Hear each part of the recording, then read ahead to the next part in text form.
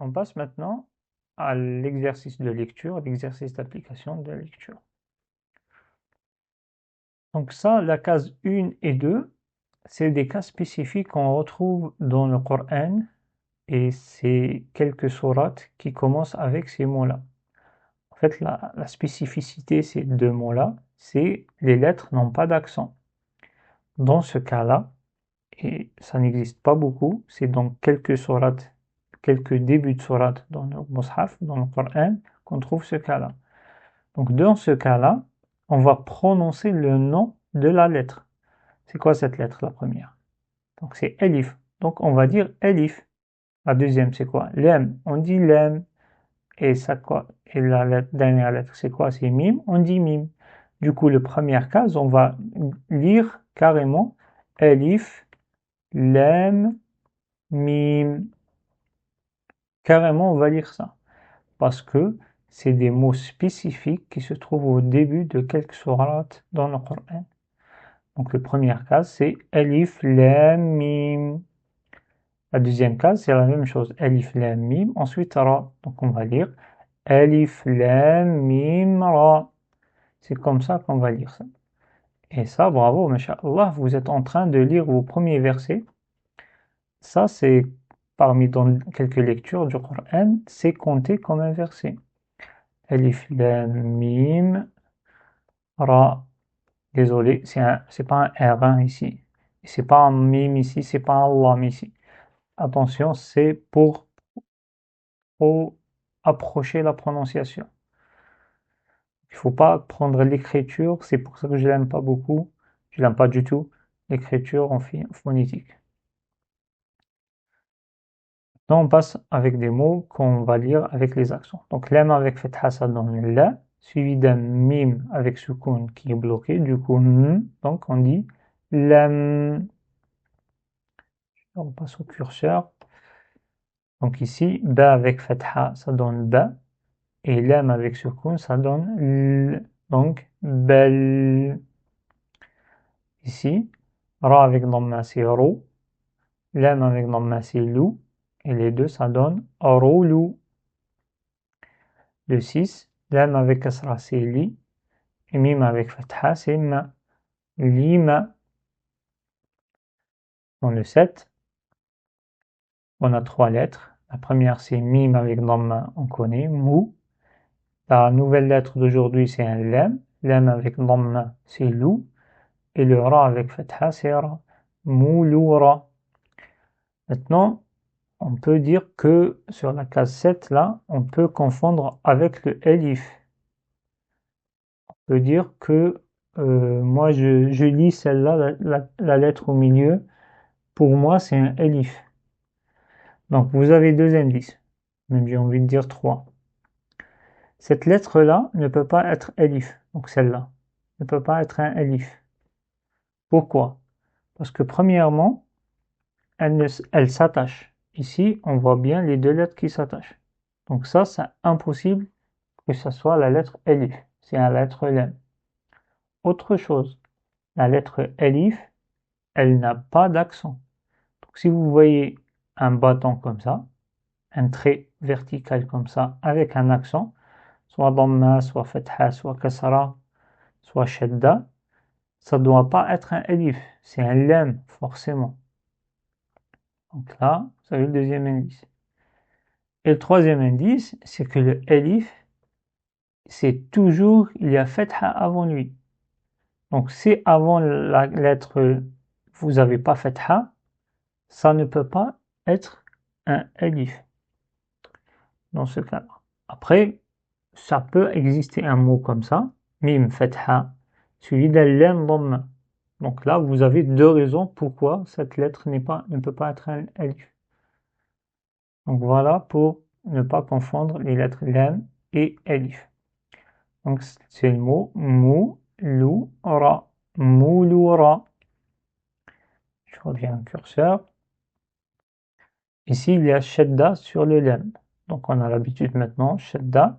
Donc si vous avez toujours des difficultés, c'est pas grave, on passe par une étape intermédiaire où soit on fait pas Shadda, Donc, je vous donne les deux astuces. Soit on passe par une étape intermédiaire où il n'y a pas shadda. Je dis ma la bou. C'est exactement la même chose sans shadda. Et je vais faire en tête et dire que avant de dire la et après avoir dit ma la, je bloque le lem. Je dis ma la. C'est comme si je suis en train de suivre l'écriture là. Je dis ma la pour arriver au sommet où il y a fatha ici. Pour faire shadda. Sinon, si vous avez besoin d'un visuel, donc on décompose en lettres. Donc la première c'est ma, la dernière c'est bou. Et ensuite on a vu que shadda c'est une lettre avec sukun, donc qui vient juste après la lettre d'avant. Une lettre avec sukun. Laquelle lettre? C'est la lettre sur laquelle est écrite shadda. Donc la lettre au-dessus, c'est celle-là. C'est quoi? C'est un lem. Voilà. Et ensuite, la lettre d'après, c'est quoi? C'est cette lettre lem avec fatha. Une fois qu'on a écrit ça, on décompose en deux syllabes. La première syllabe se finit par le sukun et la deuxième syllabe, c'est le reste. Et là, je dis mal. La deuxième syllabe, c'est labou. Mal, labou. Mal, labou. Et la dernière étape consiste à enlever la barrière entre les deux syllabes et les lire d'un coup. Malabou, malabou. Et c'est ça le mot numéro 8. Le numéro 9. Donc on a deux lettres lem ici, lem avec sukun ici et lem avec dhamma ici. Et ça c'est la même lettre qui se répète, c'est le ba avec dhamma. Ba avec dhamma c'est bou. Et là on dit boul, boulou. Là, un petit exercice pour bien prononcer le mot. En fait, on a dit, lorsqu'on a dhamma, les deux lèvres, on les avance et on les joint. Donc, bou, l'erreur habituelle ici, c'est que on doit faire dhamma ici. On doit faire dhamma ici, et entre les deux, il y a sukun. Sukun, on ne doit pas sortir les lèvres, on ne doit pas les joindre. Mais pour nous, ça doit être plus facile de les laisser là-bas parce qu'on va les ressortir après sur le deuxième bout. Donc on dit boulou.